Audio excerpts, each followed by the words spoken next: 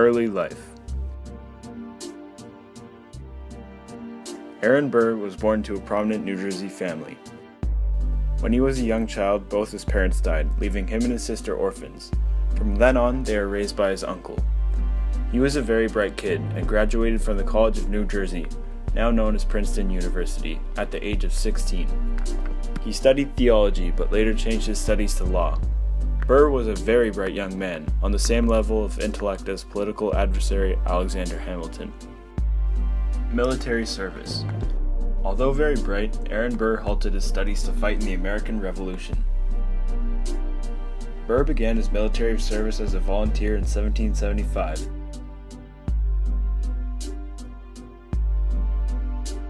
And served under Benedict Arnold during the March to Quebec.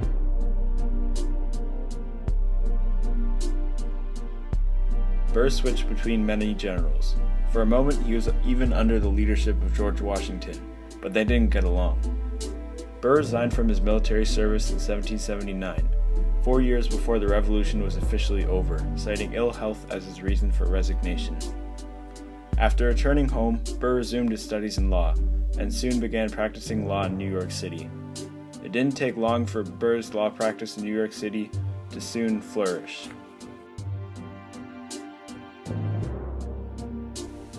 In 1784, Aaron Burr was elected to the State Assembly and later was appointed New York State Attorney General in 1789. By 1791, he won the election in the U.S. Senate. It was then his beef with Hamilton would officially begin. Burr ran for vice president in 1796 but lost. The following year, he failed to win re-election to the Senate, losing to Schluter, and spent the next 2 years in state politics. Fun fact, he married a widow and the couple were together until her death in 1794.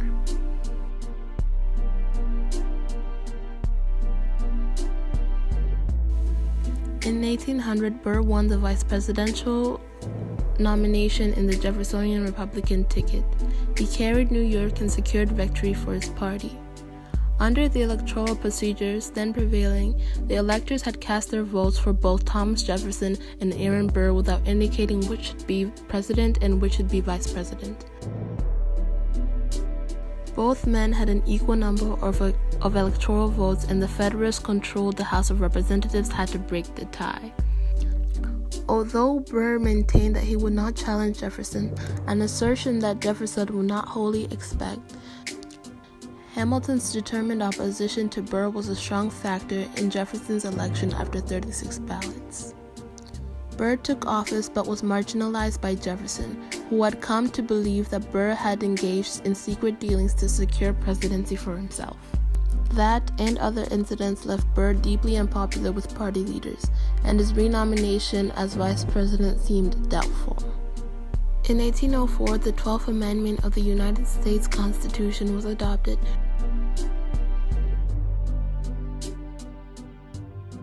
Burr was a member of the Democratic Republican Party along with then-President Thomas Jefferson.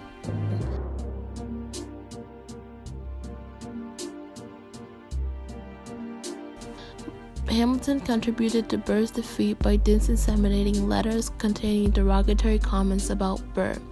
Once again, Burr felt himself to be a political victim of Hamilton's amnesty and challenged him to a duel at Weehawken, New Jersey. It was uncertain who fired first and whether Hamilton missed on purpose or whether he shot wide involuntarily, discharging his pistol when hit by Burr. In any event, Burr was unhurt, but Hamilton was fatally wounded and died the next day. Although duels in both New York and New Jersey were illegal, the penalties were less severe in the later state of Weehawken. The two men faced off on July 11, 1804.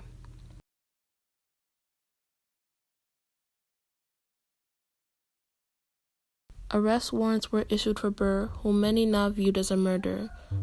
So he fled to Philadelphia, where he reunited with his good old friend General James Wilkinson. Wilkinson and Burr were worried about a possible war breaking out between the U.S. and Spain over border conflicts. So they planned an invasion of Mexico, which was Spanish territory back then, to prevent the possible war and start a new country there.